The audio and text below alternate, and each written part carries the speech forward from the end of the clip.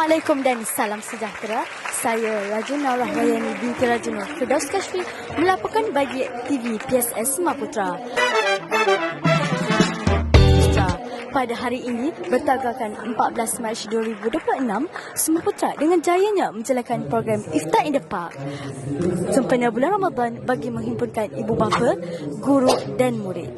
Program ini menjadi ruang untuk mengingatkan silaturahim, menyamaikan kasih sayang serta mewujudkan suasana Ramadan yang keberkatan dalam kalangan warga sekolah.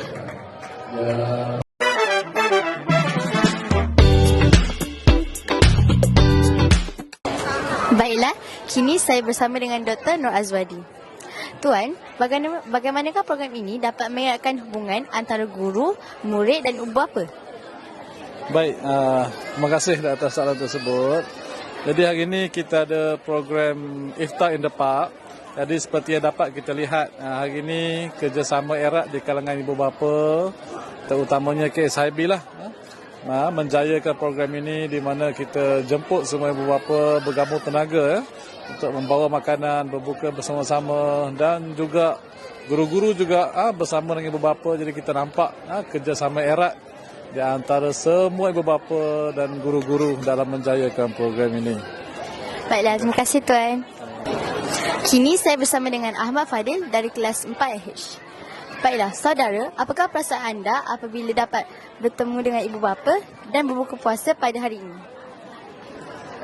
Perasaan happy lah dapat buka dengan ibu bapa walaupun first time, tapi at least ada pengalaman buka kat sekolah. Baiklah, terima kasih. فتلك مظاهر لا لا لا نحتاج المال كي نزداد جمالا جوهرنا هنا في القلب كلا لا لا لا نرضي الناس بما لا نرضاه لنا حالا ذاك جمالنا يسمو يتعالى.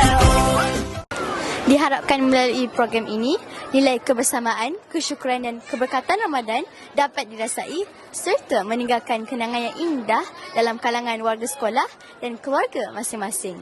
Sekian sahaja daripada saya, Raja Naurah, melaporkan bagi TV PSS Semaputra.